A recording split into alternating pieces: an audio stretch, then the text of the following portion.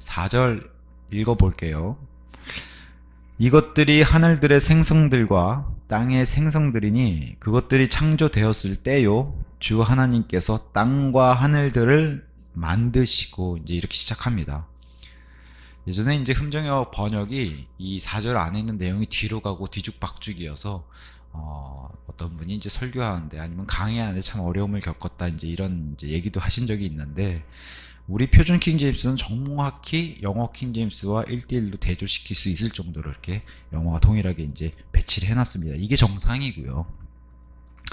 자, 그러면서 하늘과 땅의 생성들, 이제 하늘들과 땅의 생성들이라고 하는 generations라고 하는 단어가 등장했습니다. 우리 창세기 1장 1절 2절의 사건과 관련해서 이제 여기서 하늘들과 땅이 이제 등장했는데, 뭐 소위 말해서 이제 재창조라든가 간극에 대한 그 이슈가 여기서 이제 복습하는 시간을 가지면 참 좋을 것 같습니다. 분명히 성경은 창세기 1장 1절에 하나님께서 태초에 하나님께서 하늘과 땅을 창조하셨느니라. 계시록 22장에 뭘로 마무리하죠? 새 하늘과 새 땅, 그 다음에 새 예루살렘으로 마무리를 하세요. 시작도 하늘 하나 땅 하나, 마무리도 하늘 하나 땅 하나, 이렇게 이제 마무리를 하는 거예요. 시작과 마무리. 시작할 때 무죄 상태, 마무리 새 하늘과 새 땅도 무죄 상태, 이렇게 해서 매칭을 이루는. 분명히 성경은 첫째 하늘이 존재했고, 그 다음에 이제 우리가 지금 바라보는 첫째 하늘과 우주는 성경이 이제 둘째 하늘로 하나님이 재창조했다, 이제 우리는 이렇게 설명을 하고 그렇게 이해하고 있습니다. 베드로후서 3장에 가서 보시면은 참 하나님께서 사도 바울을 통해서 많은 것들을 계시하셨는데 베드로에게도 그거 못지않게 계시해 주신 것 같아요.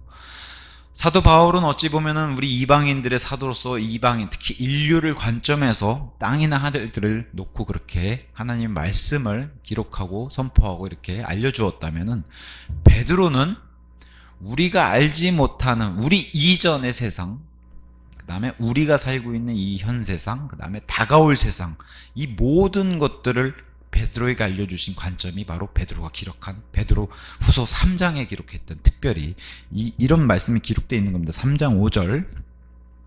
하나님의 말씀에 의하여 예로부터 하늘들이 있었다는 것과 땅이 물 밖에 서 있었다가 물 안에 있었다는 이것. 표준이 이렇게 정확하게 번역을 했어요. 자, 물 밖에 있었다가 물 안에 잠겼다가 다시 물 밖으로 나왔죠. 지금 물 밖에 있었다가 물 안에 들어갔다는 거예요. 이 물을 설명하라는 거예요. 이 물을. 그러면서 그때 있던 세상, 이거는 우리가 살고 있는 세상이 아니에요. 그때 있던 세상은 물이 넘쳐 흐르게 돼요. 어디까지 물이 넘쳐요? 온 우주, 하늘을 다 덮은 물을 얘기하는 거예요. 물이 넘쳐 흐르게 되어 물에 의하여 멸망하였도다. 이게 이제 창세기 1장 2절의 말씀이에요. 그러나 지금 있는 하늘들과 땅, 그러면 이제 우리 인류를 관점으로 해서 우리 중심으로 봤을 때 지금 우리가 사는 현 세상, 근데 우리가 사는 현 세상이 노아 홍수 이전의 세상하고 동일하게 계속 현 세상이라고 지금 진행되고 있는 겁니다. 여기 지금 그때 있던 세상은 창세기 1장 1절에 있는 세상을 얘기하는 거예요. 그래서 7절, 그러나 지금 있는 하늘들과 땅은 동일한 말씀에 의하여 간수되고 있으니 불경건한 사람들의 심판과 파멸의 날을 대비하여 이제 태우시려고, 한 번은 물로 청소하셨지만 태우시려고. 그래서 제가 이렇게 데칼코마니를 했죠. 큰 물홍수, 땅의 작은 물홍수, 노아의 홍수, 큰 홍수, 작은 홍수. 그 다음에 7년 대환란으로 땅의 작은 불심판, 그 다음에 우주가 해체되는 큰 불심판 해서 새하늘과 새 땅으로 가는 거예요. 나비의 날개처럼. 그렇게 해서 이제 성경이 이제 구조로 이루어지고 있습니다. 그래서 여기서 물을 설명하면 돼요. 근데 흠정역이 이렇게 번역이 되어 있습니다. 베드로후서 3장 5절. 땅이 물에서 나와 물 가운데 서 있었다. 이미 물 가운데 서 있는 것을 이렇게 번역하면 다시 물에 잠겨 있는 것을 마치 번역을 안 해놓고 나올 필요가 없는 것처럼 번역을 했는데, 물 안에 잠겨 있는 상태를 지금 창세기 1장 2절은 얘기하고 있으니까 다시 물 밖으로 나와야 되는 거를 이제 궁창 나누신 뒤에 땅을 물 밖으로 끄집어내시는데 그 물을 설명해야 된다는 거죠. 그 물이 어디서 왔나. 그게 이제 간극. 제가 요새 간극, 재창조 이런 걸 통해서 막 머리가 상쾌해져 버렸어요. 예전에 막혀있고 물음표를 가지고 있었던 그런 교리들이 막 다 풀려서 하여튼 요새 참 시원합니다, 머리가. 감사하게도. 예. 자, 그래서 베드로의 관점은 옛 세상, 현 세상, 다가올 세상 이 세 가지의 하늘과 땅들을 다 관점으로 보고 있어요. 그러니까 사도 바울과 하고는 또 다른 관점이죠. 베드로에게 계시해 준 거. 그래서 그때 있던 세상, 현 세상, 다가올 세상. 그래서 맨 처음에 그때 있던 세상은 영적 존재들, 천상의 존재들을 위해서 창조하신 거예요. 그죠? 루시퍼와 하나님의 아들들을 위해서, 천상의 존재들, 천사의 정사들, 권능들을 위해서 만드셨다면은 현 세상은 아담과 인류를 위해서 만드셨어요. 그죠? 그 다음에 다가올 새하늘과 새 땅, 새 예루살렘, 여기는 둘 다 포함이죠. 영적 존재들과 인류 모두를 포함해서 새하늘과 새 땅, 무죄 상태로 다시 들어가는 거예요. 이것을 다 포함해서 계시해 주는 게 바로 베드로에게 이런 것들을 계시해 주신 겁니다. 예. 그래서 창세기 1장 1절에서는 하나님의 아들들인 천상의 존재들, 거기엔 루시퍼가 있었고 그룹들이 있었고요. 그 다음에 천사의 등급들, 천사장도 포함되어 있었고, 그래서 그런 천사들을 위해서 만든 첫째 땅, 첫째 지구라고 생각한다면은 당연히 그 이후 지금 오늘 창세기 본문 2장처럼 아담을 위한 둘째 땅, 이렇게 이제 첫째 땅이 있었고 둘째 땅이 있었고 첫째 하늘이 있었고 둘째 하늘이 지금 있는 겁니다. 그래서 등장하는 게 생성들이라고 하는 복수가 등장하는 거예요. 여기서 등장하는 단어가 제너레이션즈. 제너레이션은 뭔가 여기서 생성된다, 탄생의 기원이라든가 제너레이터 같은 발전기에서 발전시키는, 그 여기서 등장한 단어 제너레이션이 바로 생성 또는 사람에게 쓰였을 때는 세대, 이렇게 이제 대입이 되는데, 그래서 창세기 5장 1절에 아담의 타락 이후에는 이것은 아담의 세대들에 관한 책이라, 타락 이후에는 하나님의 형상이 아니라 아담의 모습과 아담의 형상을 따라서 아담 이후에는 계속해서 사람이 태어나서 죽게 되는 아담의 세대들이 시작이 되는 거예요. 세대들. 이렇게 복수가 여기서 시작을 했는데, 이와 대조적으로 신약 성경 마태복음 1장에서는 예수님의 세대에 관한 책 해가지고 예수님은 낳고 탄생. 그래서 예수님은 세대들이 아니라 예수님 안에서는 모두가 한 세대, 그래서 예수님의 세대로 속하게 되는, 그래서 아담의 세대들과 예수님의 세대가 대조가 되는, 이거 참 뭐랄까요, 신학원 단골 문제였어요. 복수와 단수를 쓰는, 답을 쓰는. 그래서 되게 중요한 문제입니다. 그래서 아담, 천상의 존재를 위해서 만든 땅, 아담을 위해서 만든 둘째 땅, 그 다음에 이제 타락 이후에 아담 이후에 아담의 세대들, 예수님 세대. 그래서 예수님의 세대는 구약과 신약을 나누는, 그래서 신약 성경 맨 처음에 등장하잖아요. 마태복음 1장 1절에. 이게 뭐랑 관련이 있냐면은 재생과 다시 태어남.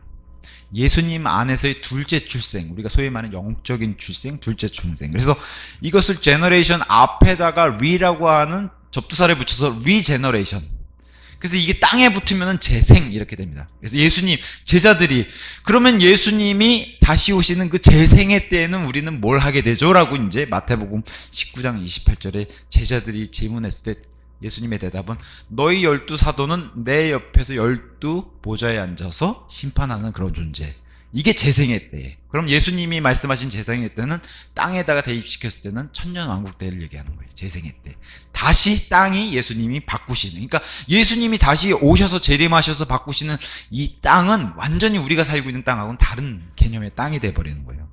그렇게 얘기하기도 하고, 또 영적인 걸로 리제너레이션을 대입하게 된 사람에게 대입하면 이제 다시 태어남, 우리 성경에서는 거듭남이라고 디도서 3장 5절에 얘기해요. 그러니까 이건 예수님이 요한복음 3장에 니고데모에게 하신, 너희가 죽어있는 그 영을 예수님이 다시, 이거 둘째 출생이잖아요. born again. 그래서 again, 한번 물에서 태어나고 그 다음에 영적으로 하늘에서 태어난 둘째 출생 얘기할 때 regeneration을 여기다가 쓰면 이제 그렇게 됩니다. 그래서 generation이란 단어에다가 regeneration도 이제 이렇게 살펴봤고, 그래서 성경은 단복수가 굉장히 중요하죠. 단복수. 예를 들면은 예수님이 이제 부활하시고 나서 예수님 마지막 승천 전에 대위임의 사도들에게 명령을 주신 게 바로 마태복음 28장 맨 끝에 19절에 이렇게 얘기합니다. 그러므로 너희는 가서 모든 민족들을 가르치고 그들에게 아버지와 아들과 성령, 세 분이신가? 아버지의 이름, 아들의 이름, 성령의 이름 들이대야 되는데 성경은 뭐라고 얘기해요? 이름으로, 단수로. 분명히 세 인격체, 세 분이신데 이름으로. 그래서 우리는 이것을 전문 용어로 삼위일체라고 얘기하죠. 삼위일체. 세 분이신데, 분명히 세 분이신데 한 분이신 거죠. 그래서 아버지와 아들과 성령의 이름으로. 나중에 이제 시간이 지나서 사도 바울이 이제 회심하고 나서 사도행전 10장에 이제 베드로에게서 바울이 이제 바톤을 터치하기 전에 베드로에게 마지막으로 이 최초의 이방인에게 말씀을 전하고 구원받게 하는 기회를 주죠. 그 최초의 이방인이 고넬료라고 하는 로마의 백부장에게 이제 말씀 선포하고 이제 구원을 받게 되는데 그때 말씀을 전달하고 이렇게 얘기합니다. 주의 이름으로 침례를 받아라. 그 주, 로드라고 하는 단어 안에 뭐가 있어요? 아버지와 아들과 성령. 거기서도 단수로 등장해요. 주의 이름. 아버지와 아들과 성령의 이름. 사도행전 10장 48절에 이렇게 해서 이제 침례를 명령을 하게 됩니다. 성령의 9가지 열매. 우리 갈라디아서 9장에 등장하는 9가지 열매들이 아니라 성령의 열매라고 단수로 표현해요. 어떤 분이 참 이렇게 두려운 말씀 줬어요. 성령의 열매 9가지 제가 한번 읽어드릴게요. 이게 참 교제하다가 딱 그분이 그 얘기를 하시는데 제가 콕 너무 찔려가지고 제가 읽어드릴게요. 보세요. 자, 성령의 열매는 사랑과 기쁨과 화평과 오래 참음과 온화함과 선함과 믿음과 온유와 절제라. 자, 9가지를 지금 단수 하나로 봤어요. 성령의 열매. 이 열매 다 맺으시나요? 다 맺으세요? 우리가 대부분 이 열매를 다 맺지는 못할 거예요. 근데 어느 분이 딱 그렇게 얘기하셨더라고요. 이 열매를 맺지 못한다고 하면은 죄를 저지르고 있다는 뜻입니다. 그래서 제가 그렇군요. 저는 죄를 저지르기 때문에 이 열매를 못 맺고 있는 거군요. 왜냐면 성령의 열매의 반대는 죄를 저지르고 있는 거기 때문에. 자, 어쨌든 여기 성령의 열매는 9개로 분명히 뚜렷한데도 단수로 썼어요. 근데 이와 대적하고 있는 육신의 행위들은 복수로 썼어요. 복수와 단수를 이렇게 구분하고 있어요. 자, 특히나 아까 제가 이제 첫째 하늘, 둘째 하늘, 생성 세대들과 연관되어 있는 단어가 바로 히브리서 1장 2절.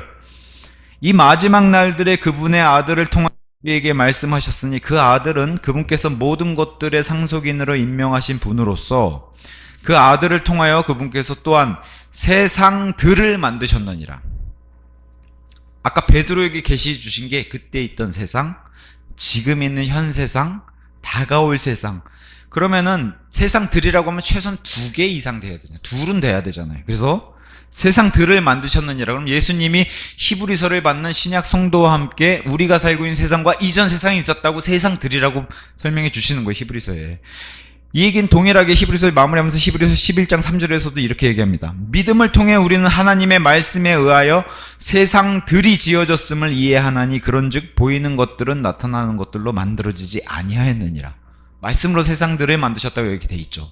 예전에 어떤 분이 이렇게 해석을 하셨어요. 여기 세상들은 한국에 와보니까 여기는 한국 세상이구만. 뉴욕에 가보니까 뉴욕은 딴 세상이더만. 이렇게 표현한, 이거는 설명이 틀린 거예요. 이건 우리식의 표현이지 성경이 말하는 세상들을 얘기하는 게 아니에요. 자기가 듣기 좋게 그렇게 꾸며서 저기 가면 딴 세상, 여기 가면 딴 세상. 아니, 예수님이 이렇게 말장난 하려고 성경을 이렇게 기록해 주신 게 아니거든요. 예수님은, 자, 아담이 타락한 이후에 루시퍼는 한 번도 이 세상에 왕권을 놓친 적이 없어요. 그게 노아 홍수 전이든 후든 계속해서 왕은 사탄 마귀 루시퍼였어요. 그것을 성경은 이 세상의 신이라고 마귀라고 표현하고 있잖아요. 고린도후서 4장 4절에. 우리가 살고 있는 세상, 노아 홍수 이전이든 이후든 똑같이 우리가 살고 있는 이 현 세상이에요. 이 전 세상은 창세기 1장 1절에 그 세상을 얘기하는 거예요. 다가올 세상은 천년왕국이 아니라 새하늘과 새 땅을 얘기하는 거예요. 이해하시겠죠? 물론 인간 관점에서는 제가 인간 관점은 폭이 좁기 때문에, 포커스가 좁기 때문에 우리 사람의 입장에서는 노아 홍수 전, 우리가 살고 있는 세상, 천년왕국 이렇게 나눠서 볼 수 있지만 성경이 말하는 세상은 그런 세상 얘기하는 게 아니에요. 더 확대해서 범위가 넓다는 거죠. 그래서 세상들을 설명할 때 무슨 뉴욕 가서 딴 세상, 이건 정말 말장난이고요. 예수님이 이 세상에 대해서 뭐라고 설명했는지, 세상 죄를 제거하는 하나님의 어린 양, 그죠? 세상 죄, 우리가 살고 있는 이 현 세상을 집중해서 세상이라고 단수로 표현했어요. 세상 죄를 제거하신 하나님의 어린 양. 요한복음 3장 16절 유명하잖아요. 하나님께서 세상을 사랑하셨다. 그럼 여기서 말한 세상은 뭐예요? 지나간 세상, 그때 있던 세상 얘기하지 않아요. 이 악한 현 세상을 계속 얘기하고 있어요, 성경은. 요한복음이 처음부터 끝까지 세상이라는 단수를 써가지고 세상에 나타나신 세상의 구원자, 세상의 빛, 세상을 정죄하시는 분, 빛이 세상 속으로 왔다. 그죠? 다 단수로 썼어, 이 세상이란 거. 이 세상은 우리가 살고 있는 현 세상, 악한 현 세상을 계속 얘기해요. 그리스도 곧 세상의 구원자, 요한복음 4장 42절. 이 사마리아 여인이 고백한 거예요, 예수님 보고. 아까도 말씀드렸다시피 이 세상의 신, 이 악한 현 세상의 신이 고린도후서 4장 4절 사탄 마귀가 다스리는 시점. 그래서 아담 타락 이후서부터 지금까지도 계속 이 현 세상, 악한 세상의 신은 마귀였어요. 노아홍수 전후 동일합니다. 그 세상을 계속해서 성경은 단수라고 얘기하지. 그러니까 성경이 복수로 표현할 때는 이전 세상을 포함해서 복수로 표현하고 있는 거예요. 이와 비슷하게 단복수 중요한 것 중에 하나가 첫 열매들이란 단어죠. 첫 열매들. 뭐 논쟁이 심했던 그런, 저도 이제 영상을 올린 적이 있는데, 첫 열매들. 첫 열매들은 하나님께 바쳐진 그런 성도들인데 시대별로, 이게 시대별로만 다 있어요. 예를 들면 고린도전서 15장 20절에 예수님이 부활하시면서 그분과 함께 하늘로 승천하면서 바쳐진 첫 열매들이 있어요. 마태복음에만 기록되어 있는 많은 사람들이 예수님 부활 후에 무덤에서 나와서 예루살렘에 예수님과 함께 같이 거했으면, 같이 승천해야 하니까 얼마나 살았겠어요. 이 사람들도 땅에서 최소한 50일은 살은 거예요. 40일 이상은. 예수님과 함께 부활해서 땅에 같이 예루살렘으로 들어가서 같이 지내다가 하늘로 승천했기 때문에. 그런 많은 성도들 가운데 구약 성도 전부라고 얘기는 안 해요. 구약 성도 가운데 일부 성도가 하나님께 바쳐질 첫 열매들로 부활한 구약 성도를 대표한 첫 열매들이 있어요. 그 다음에 이제 본수학을 해야 하잖아요. 큰 수학. 그것을 성경은 뭐라고 하냐? 성령의 첫 열매. 왜 성령의 첫 열매라고 했을까요? 교회와 관련돼 있으니까. 성령님이 내주하는 시대니까. 다른 시대는 허락하지 않으셨어요. 성령님이 내주하고 임재하는 시간을. 그래서 성령의 첫 열매는 교회가 돼요. 자, 좀 전에 예수님과 부활한 구약의 첫 열매들, 성령의 첫 열매들이 바로 로마서 8장에 기록되어 있는, 로마서 8장 23절에 기록되어 있습니다. 또 야고보서 1장 18절에 기록되어 있는 신약 성도, 성령의 첫 열매들, 이건 신약 성도예요. 환란 시대에도 첫 열매들이 있어요. 우리가 잘 아는 14만 4천 명의 이스라엘 지파들이 있어요. 그래서 계시록 14장 4절에 등장했던 것처럼 7년 대환란 등장하는 첫 열매들이라고 돼 있어요. 그럼 시대별로 다 있죠, 첫 열매들은. 그래서 이거를 다 성경, 유대인의 농사 방식으로 봤을 때 농사를 지어서 일부의 가장 좋은 먼저 열매를 따가지고 첫 열매들로 하나님께 바치고, 그 다음에 전체 수확을 하고, 그 다음에 떨어진 이삭죽기를 하는, 이거를. 근데 각 시대마다 첫 열매들은 다 있어요. 이거를 단수로 써야 된다고, 뭐 헬라어엔 단복수가 구분이 없어서 단수로 써야 된다고 주장하시는 그런 분도 계셨어요. 근데 히브리어에는 단복수가 구분이 되어 있는데 거긴 또 구분을 안 했고, 제가 첫 열매들만 구분을 안 했으면 말도 안 해요. 예를 들면 침례자 요한이 이스라엘에 와서 회개를 선포하면서 회개에 합당한 열매를 내라. 그게 영어로 열매들로 돼 있어요. 근데 함정역인 회개에 합당한 열매로, 첫 열매들도 첫 열매로 해놨고, 열매들도 열매로 해놨고. 이해하시겠어요? 이 복수를, 단복수의 중요성을 생각하지 않으면 이런 식으로 번역이 나오는 거예요. 회개에 합당한 열매들. 그게 이제 성경이 말하는 진리입니다. 자, 어쨌든 시대별로 다 첫 열매들이 있었습니다. 자, 그래서 뭐 최근에 간극을 이제 부정하면서 또 이제 계시록 21장에는 하늘과 땅 이렇게 하나밖에 없고 단수밖에 없는데 뭐 이런 주장을 하시길래, 당연하죠. 제가 아까 그랬죠. 창세기 1장 1절에 하늘과 땅 단수만 있는 거예요. 계시록 21장 1절 새하늘과 새 땅 단수만 있는 거예요. 여기에 새 예루살렘이 둥둥둥둥 떠다니는 거예요. 이해하시겠죠? 이렇게 해서. 근데 여기서 중요한 단어가 하나 교리적으로 등장하는 게 있어요. 바다도 더 이상 없더라. 이게 키워드입니다. 이 바다라는. 단순히 우리가 재창조설을 모르면은 지구에 있는 바다만 사라지는 걸로 생각할 수 있어요. 근데 그게 아니죠. 하나님의 스케일에서는 지구는 보이지 않는 먼지예요. 하나님의 스케일에서는 이 온 우주가 바다란 말이에요. 하나님 발밑에. 그걸 다 없애신 거예요. 바다가 더 이상 필요가 없는 거예요. 그러면 바다와 관련되어 있는 창세기 1장의 궁창 이런 게 다 사라지는 거예요. 궁창은 비어있고 어둡고 마귀들의 처소고 그런 자소가 싹 사라져버리는 거예요. 다시 하늘은 빛만 존재하고. 생각해보세요. 우주가 지금도 깜깜한데 온 우주가 밝은 빛으로 채워져 있다고 생각해보세요. 그게 새 하늘과 새 땅이에요. 새 예루살렘. 이해하시겠죠? 원래 이게 정상인데 이게 비정상인 거예요. 어둡고 마귀들의 처소고 이게 사라지는 거예요. 그래서 바다도 더 이상 있지 아니하였더라. 이게 참 중요한 키워드가 되는 거예요. 재창조에서는. 그래서 바다는 궁창은 마귀와 그의 천사들의 처소고 높은 곳의 처소라고 이제 성경이 얘기하고 있고, 어두운 우주, 그래서 하늘의 밝은 빛만, 그분의 영광이 뿜어내는 밝은 빛만 존재하는 그 새하늘과 새 땅의 모습을 계시록이 기록해주고 있고, 제가 오전에 마태복음에서도 얘기했다시피 예수님이 제자들을 향해서, 제자들의 배를 향해서, 아니면 유대 민족을 향해서, 자신의 자녀들을 향해서 바다를 건너서 오시잖아요. 갈릴리 호수도 꽤 커요. 거기를 걸어서 오시잖아요.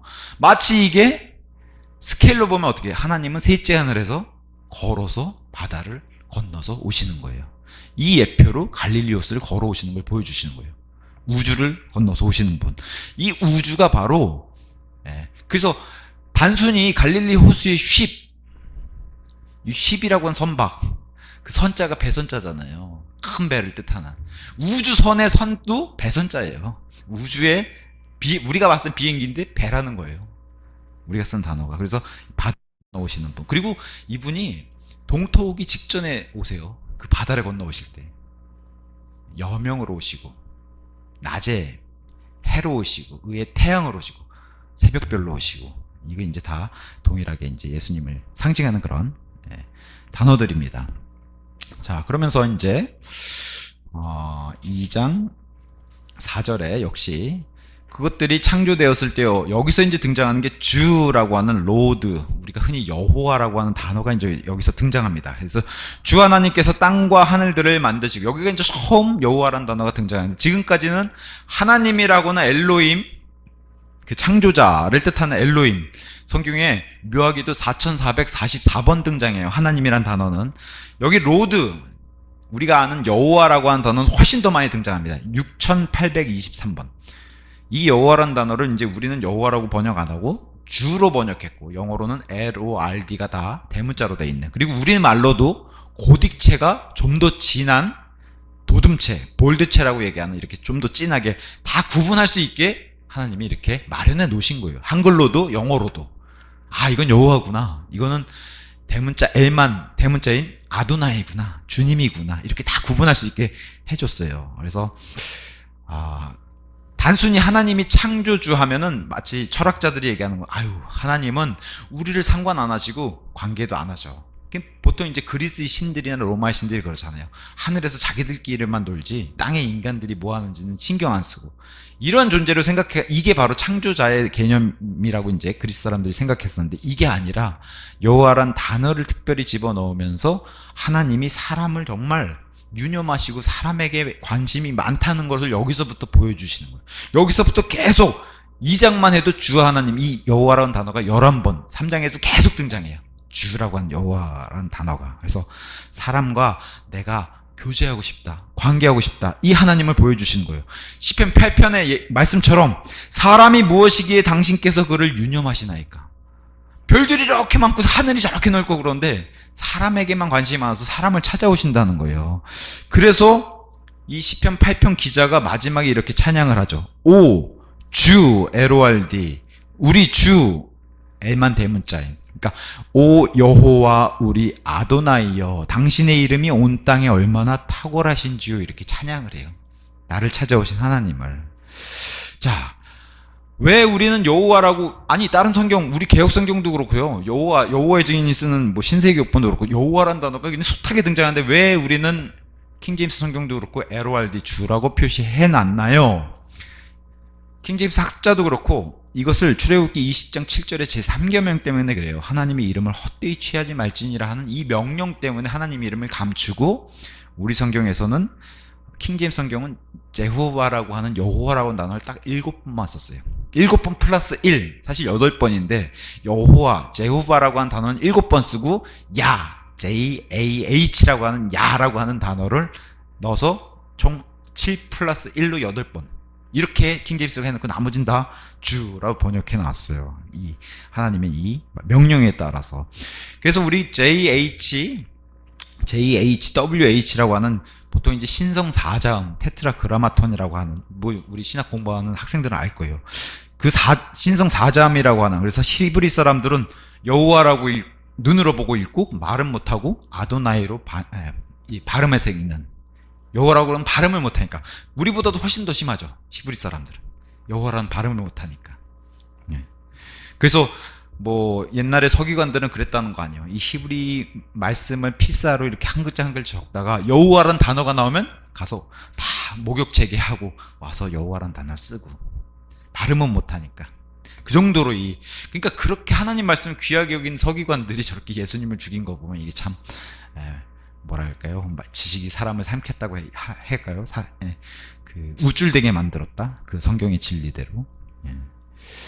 자, 여기 주라는 단어가 처음 등장했는데 창세기를 누가 기록했나요? 모세가 기록했죠. 모세 오경이라고 얘기한 첫 번째 책이니까. 주라는 의미를 누구에게 제일 먼저 알려주셨을까요? 그게 모세예요.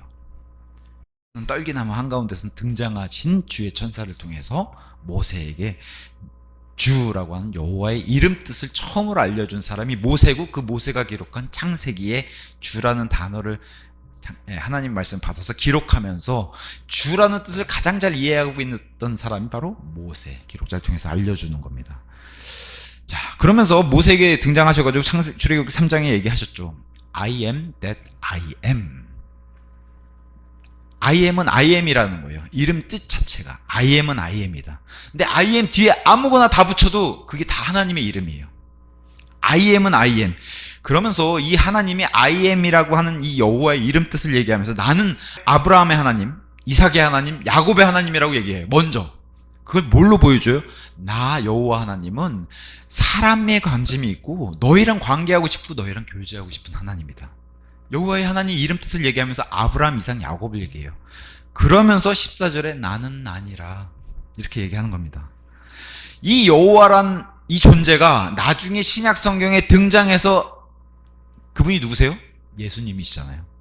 내가 그 여호와다. I am. 그래서 예수님은 오셔서 7번 I am으로 자신을 소개시키잖아요. 그래서 나는 생명의 빵이다. 요한복음 6장 3번 얘기하셨고, 나는 세상의 빛이다. 요한복음 8장 9장. 나는 양들의 문이다. 이게 다 I am이거든요. 나 여호와는 이렇게 얘기하는 거예요. 나 여호와는 세상의 빵, 생명의 빛, 세상의 빛. 나는 양들의 문. 나는 선한 목자다. 요한복음 10장 2번 얘기하셨고, 나는 부활이요 생명이다. 요한복음 11장. 나는 길이요 진리요 생명이다. 요한복음 14장. 나는 참 포도나무다. 요한복음 15장. 7번 I am은 이런 존재다. 이게 바로 구약의 모세에게 등장했던 I am that I am이라고 하는 존재가 신약 성경에 구체적으로 등장해서 나는 이런 존재다라고 알려준 게 바로 I am. 7번 이제 자기를 소개하셨습니다. 그래서 성경이 특별히 이제 아예, 우리 지금 킹제임스 성경에 아예 여호와라고 단어를 대놓고 등장하는 그 7가지 이름이 있고, 그 여호와라는 단어를 번역해서 여호와의 뜻을 알려주는 이름들이 있는데, 특히나 우리 그 대표적으로 뭐 여호와 이레라든가 이런 복합 명칭이라고, 여호와 뒤에 붙는 이름과 하나님의 이름의 복합 명칭 3개를 포함해서 하나님의 이름 한 8가지를 이제 좀 살펴볼게요. 좀 전에 말씀드렸다시피 창세기 22장 14절에 여호와 이레, 22장 14절에 13절에 이에 아브라함이 자신이 두 눈을 들어 보았더니 보라 그의 뒤에 순양 한 마리가 그의 뿔들이 덤불에 걸린 채 있었더라. 그리하여 아브라함이 가서 그 순양을 취하여 번제물로 자기 아들을 대신하여 그를 바쳤더라. 그런즉 아브라함이 그 장소의 이름을 여호와 이레라 불렀더라. 그것에 주의 산속에서 그것이 보여지리라 하고 오늘날까지 언급되는 것과 같더라. 재밌는 거는 제가 요번에 밝힌 좀 이거 공부하면서 느낀 건데, 우리 표준 캠브리지 에디션에는 여호와 이레가 쫙 다 붙어 있어요. 이름이. 퓨어 캠브리지 에디션에는 여기 하이픈이 붙었어요. 그래서 구별이 되더라고요. 퓨어 캠브리지는 이 복합 이름들에 다 하이픈이 붙어 있는데, 우리 표준 캠브리지 에디션은 다 붙어 있어요. 여호와 이레가 쫙. 그게 좀 차이가 있습니다. 다른 에디션이라는 거죠. 그런 걸 통해서. 자, 여호와께서 미리 보시고 준비하신다. 미처 아브라함은 준비도 못했고 알지도 못했는데 나중에 하나님이 미리 준비하셨구나. 그래서 이걸 통해서 앞을 내다보시는 그분이 이런 것들을 보고 준비해 주신다. 우리의 삶도 마찬가지라고 이제 얘기하죠. 자, 그 다음에 이제 출애굽기 17장에 가서 여기 이제 여호와라고 아예 등장하죠. 이렇게 복합 명칭으로. 그래서 출애굽기 17장 15절에 가서 보시면은 여호와 니시가 등장하게 됩니다. 17장 15절 14절에 제가 읽어볼게요. 그런 다음에 주께서 모세에게 말씀하시기를 이것을 기념으로 한 권의 책 안에 기록하고 그것을 여호수아의 두 귀에 되풀이하여 들려. 이는 내가 하늘 아래로부터 아말렉에 대한 기억을 모조리 없애버릴 것이기 때문이라 하셨느니라. 이게 뭐냐면 이제 아말렉과의 광야에서 전투가 벌어졌는데 그때 후라고 옆에서 모세의 팔을 들어서 모세의 막대기를 이렇게 들으면은 이제 승리하고 떨어지면은 이제 전쟁에서 막 지는 그런 일들이 벌어지니까 옆에서 이제 보통 흔히 얘기해서 우리가 같이 기도로 동역해가지고 도와주는, 그래서 모세의 팔을 들어주면은 이스라엘이 아말렉을 무찌르는 일 해서 여기서 이제 모세가 제단을 쌓고 그것의 이름을 여호와 니시, 그래서 하나님의 깃발 아니면 하나님의 승리. 그래서 사실 이스라엘은 우리는 이제 이렇게 뭐 태극기 하면 이렇게 깃발이 있잖아요. 근데 하나님의 깃발은 그냥 이 막대기 자체예요. 깃발이 안 들어가 있고 막대기 자체. 그래서 하나님이 깃발이시다. 그때 이제 니시가 등장하는 겁니다. 이것은 하나님의 승리를 얘기하는. 그래서 갈라디아서 5장에 육신과 성령님이 대적해서 이 싸우는, 그죠? 대적하는 반대되는 개념. 그래서 성령님이 육신의 행위들을 이기는 그런 거랑 이제 비교돼서 이제 얘기하기도 합니다. 그 다음에 이제 사사기 6장에 가서 보시면은 여호와란 이제 복합 명칭 마지막에 이제 등장하는데, 사사기 6장 24절에 여호와 샬롬이 등장합니다. 우리 샬롬은 너무 잘하는 얘기니까 여호와 샬롬 6장 24절. 그때 기드온이 거기에서 주께 제단을 쌓았고 그것을 여호와 샬롬이라 불렀더라. 오늘날까지 그것이 여전히 아비에젤족들의 오프라에 있느니라. 그래서 샬롬은 말 그대로 우리나라 인사로는 안녕하세요 이런 말이죠. 아니면 돌아갈 때 샬롬 하면 평안하세요 이제 이런 얘기. 그래서 여호와는 화평이시다, 평안이시다. 그게 이제 샬롬입니다. 우리 히브리서 7장 가서 보시면 창세기 14장에 등장했던 멜기세덱 등장해요. 멜기세덱의 이름의 뜻이 멜기가 왕, 세덱이 의. 그래서 멜기세덱의 뜻은 의의 왕이다 이렇게 이제 얘기하면서 멜기세덱은 곧 의의 왕이자 또 다른 살렘의 왕이다라고 표현해요. 그 살렘이 바로 여기 샬롬의 같은 어원이죠. 평화의 왕 이렇게 이제 설명해 줍니다. 샬렘 왕. 그래서 아브라함이 전쟁을 통해서 승리를 하고 돌아오면서 멜기세덱에게 10분의 1을 바치죠. 11조를. 그러면서 살렘의 왕이라고 표현해요. 화평의 왕. 자, 예수님도 부활하시고 나서 제자들이 예수님 돌아가셨다고 다들 사람들이 두려워서 문 꼭 닫고 있을 때 예수님이 갑자기 짠 하고 등장하죠. 그래서 제자들도 놀랄 정도로 20장 19절에 등장해서 갑자기 같은 날 저녁 그 주의 첫날인 그때 곧 유대인들에 대한 두려움으로 인하여 제자들이 결집한 곳에 문들이 닫혀 있었을 때 예수님께서 오셔서 한가운데 서셨으며 그들에게 말씀하시기를 평안이 너희에게 있기를 기원하노라. 이거를 음역하면은 샬롬 이렇게 되겠죠. 샬롬. 예수님이 오셔서 3번이나 얘기하셔서 21절에도 또 그때 예수님께서 그들에게 다시금 말씀하시기를 평안이 너에게 있기를 기원하노라. 샬롬 또 하셨고, 그 다음에 26절에 또 하셨어요. 그리고 나서 8일 뒤에 다시금 그분의 제자들이 안에 있었는데 도마도 그들과 함께 있었더라. 그때 예수님께서 문들이 닫혀있는 중에도 오셔서 한가운데 하시어서 말씀하시기를 평안이 너희에게 있길 기원하노라. 이게 다 샬롬입니다. 샬롬. 예수님도 이렇게 샬롬 인사하셨고, 사도 바울은 이때부터 시작해서 로마서, 이제 사도 바울의 이제 교회 서신 첫 번째가 이제 로마서잖아요. 로마서부터 시작해서 로마서 1장 7절, 나는 로마에 있는 자들 모두에게 곧 하나님께 사랑받고 성도들이 되도록 부르심을 받은 자들에게 편지하노라. 우리 아버지이신 하나님과 주 예수 그리스도로부터 은혜와 평안이 너희에게 있기를 기원하노라. 샬롬. 이때부터 시작해서 사도 바울은 로마서 1장 7절, 고린도전서 1장 3절, 고린도서 1장 2절, 갈라디아서 1장 3절, 6장 16절, 에베소서 1장 2절, 빌립보서 4장 7절, 골로새서 1장 2절, 데살로니가 전서 1장 1절, 후서 1장 2절, 디모데전서 1장 2절, 후서 1장 2절, 디도서 1장 4절. 이게 다 뭘 얘기하고 있어요?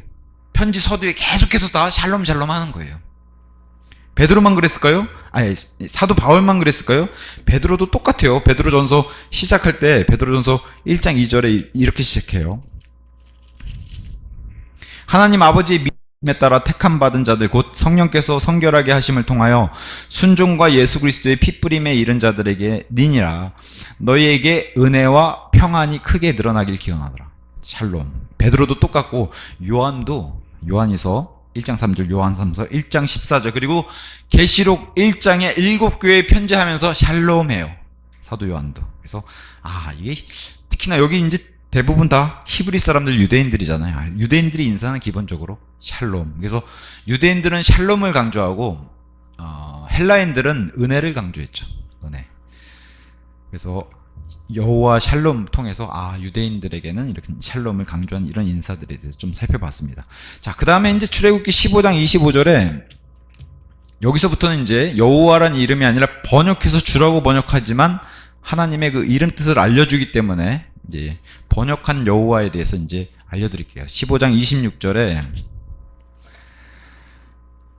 이렇게 됩니다. 말씀하시기를 만일 너가 주 너의 하나님의 음성에 부지런히 경청하려 하고 그의 목전에서 옳은 것을 행하려 하며 그의 명령들을 귀담아 들으려 하고 그의 모든 규례들을 지킨다면 내가 이집트인들 위로 가져왔던 이 질병들 중 아무것도 너 위에 두지 아니하겠노라. 이는 내가 너를 치유하는 주이기 때문이라 하셨느니라. 그래서 치유하는 주, 여호와 라파 이렇게 돼요. 라파.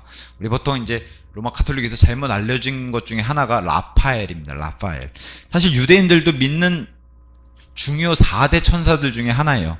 보통 이제 뭐 가브리엘, 그다음에 미카엘, 그다음에 이제 라파 이런 뭐 천사가 있다라고 이제 유대인들도 믿는데 뭐 성경이 그걸 얘기하진 않지만 어쨌든 여호와에게는 이런 능력이 있다. 치유하는 능력. 그래서 이게 여호와 라파 이렇게 됩니다. 시편 23편 1절 주는 나의 목자시니. 그래서 여호와는 나의 목자시다. 그럴 때 이제 등장하는 게 여호와 라.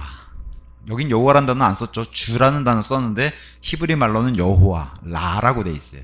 그게 바로 여호와는 나의 목자시다. 그 다음에 이제 로마서 9장 29절, 야고보서 5장 4절.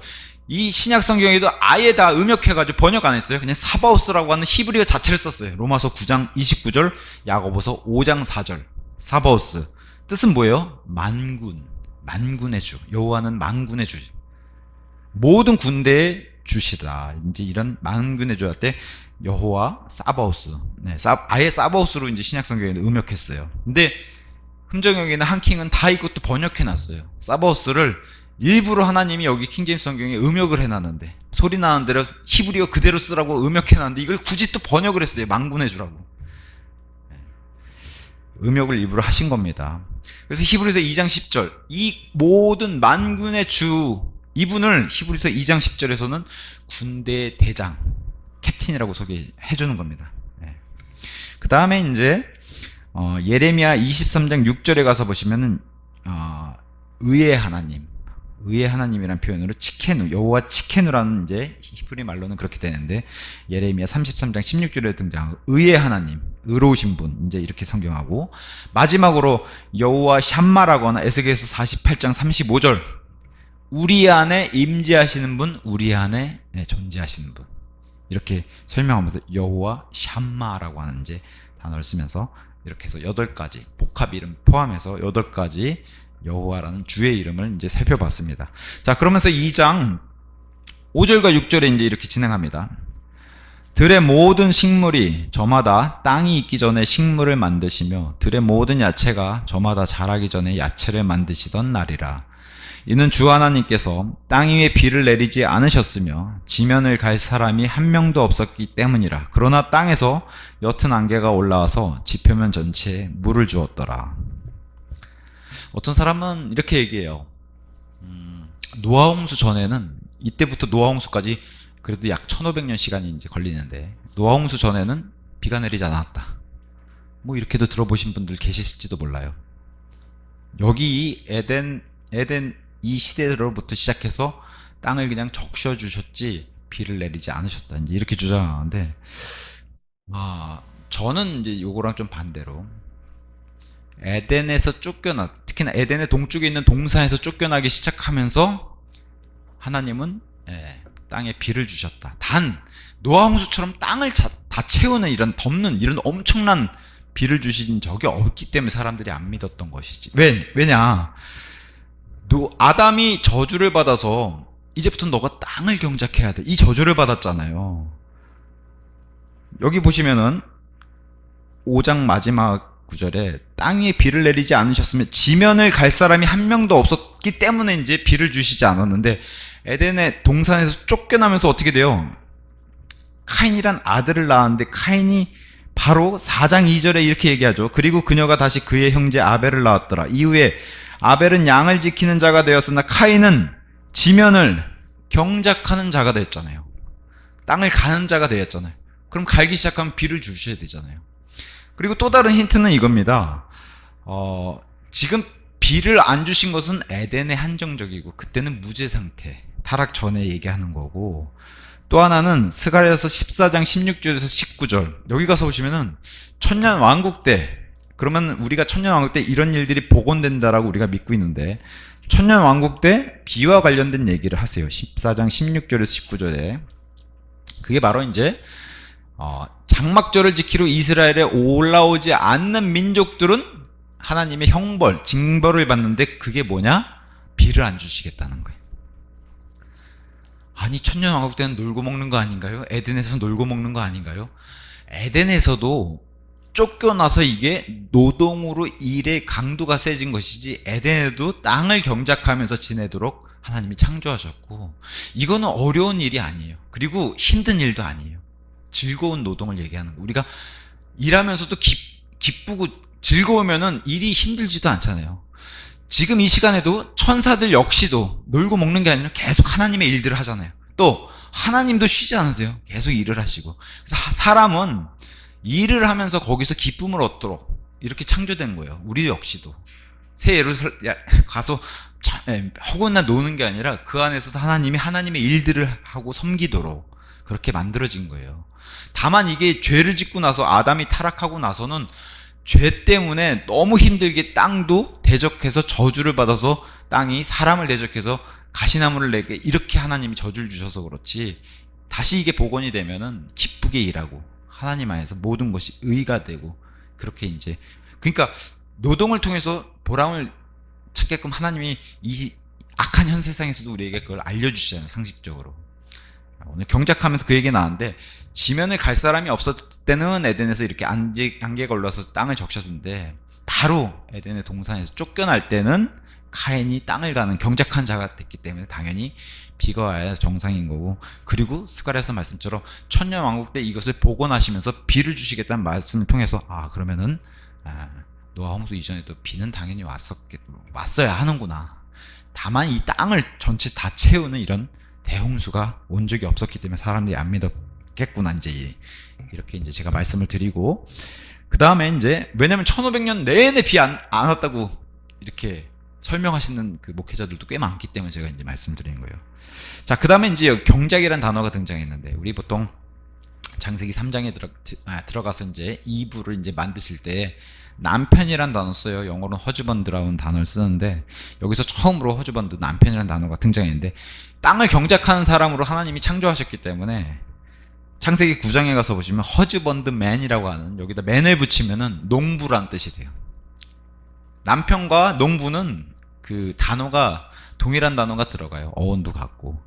고린도전서 3장 9절 너희는 하나님의 농작지다. 여기서도 허즈번드리 이게 등장해요. 그래서 남편, 농부, 농작지 이게 다 같은 단어에서 하나님이 쓰셨구나. 그래서 사람은 이렇게 땅을 갈면서 땅을 갈도록 경작하도록 하나님이 만드셨다. 근데 무죄 상태도 마찬가지예요. 남편이란 단어에서도 저주를 받아도 마찬가지예요. 그래서 땅을 가는, 땅에서 나왔기 때문에 이제 그렇게 이제 얘기를 성경이 우리에게 해주고 있습니다. 그래서 오늘은 2장 4절, 5절, 6절 해서 재창조 간극도 복습을 했고 여기까지 하고 다음 시간에 이제 7절부터 이어서 하도록 하겠습니다. 오늘은 여기까지 하고 마치도록 하겠습니다.